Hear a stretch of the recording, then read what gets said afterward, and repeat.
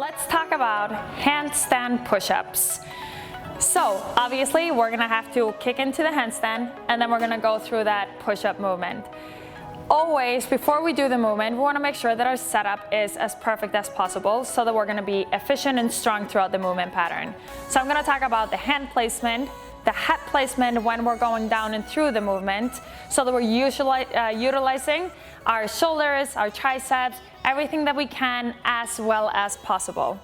Then I'm gonna talk about the kipping handstand push-ups, how we're gonna start using our hips to help ourselves get up from that handstand push-up. First thing first, we're gonna figure out our hand and head placement.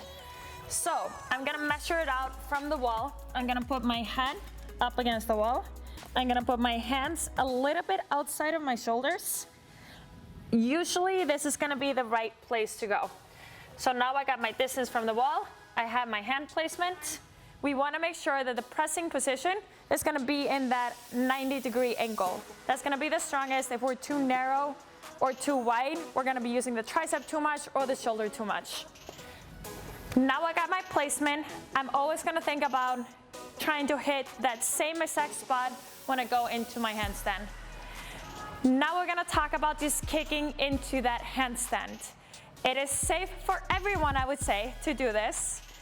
As long as you keep your arms straight, your elbows in a locked position, you're gonna be fine. You might fall down to either side or fall back down again, but you're gonna be safe. You're not gonna fall on your head as long as your arms are straight. So always before we kick up, we wanna make sure that we keep that locked position. We place our hands. From here, you're gonna use your legs to kick up into that handstand. If you don't make it up right away, you can just practice going further and further into that handstand until you find that placement on the wall.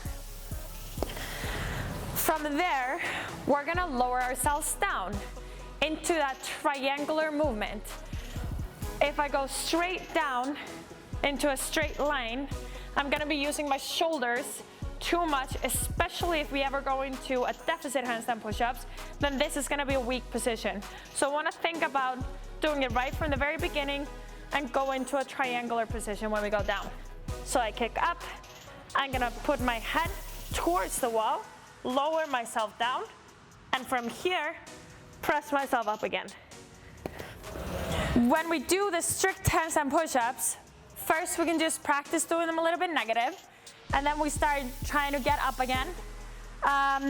When we string them together, we wanna make sure that we don't stop on the bottom. You wanna keep your muscles under tension.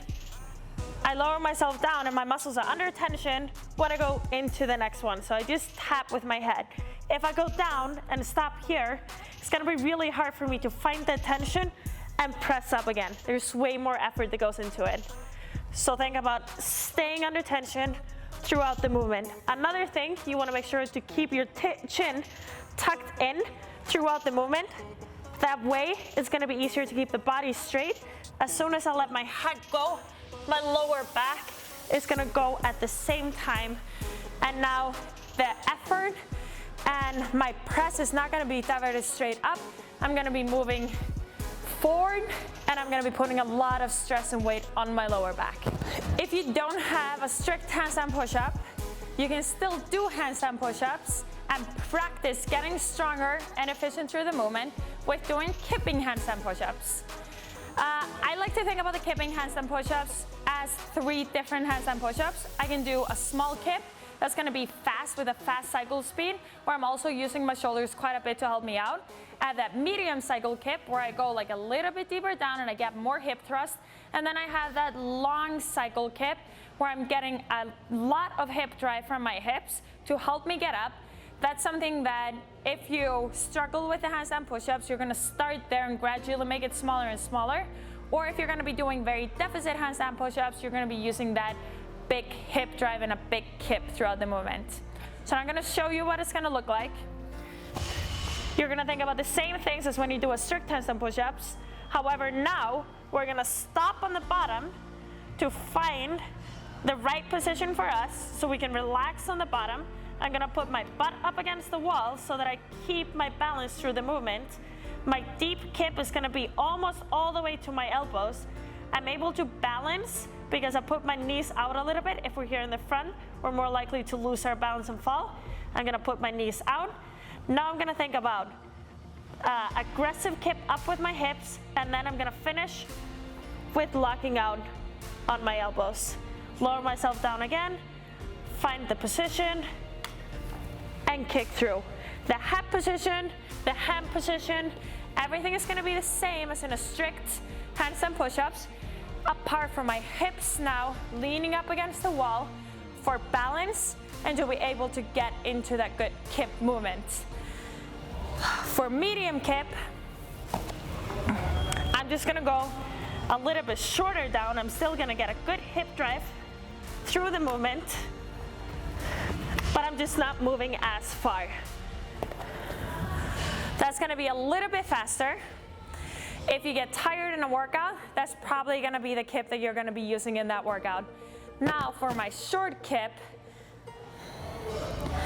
I'm gonna be using my hips to help me get up, but I'm gonna try to have the cycle speed as fast as possible, so I'm not gonna be stopping down on my head. I go down and straight up again. It's more of a knee kick and a small hip drive than a big hip drive. So you can think about it as almost like doing a big push press using your hips and your legs a lot, or doing a small push press, lighter weight, where your cycle speed can be really fast and efficient.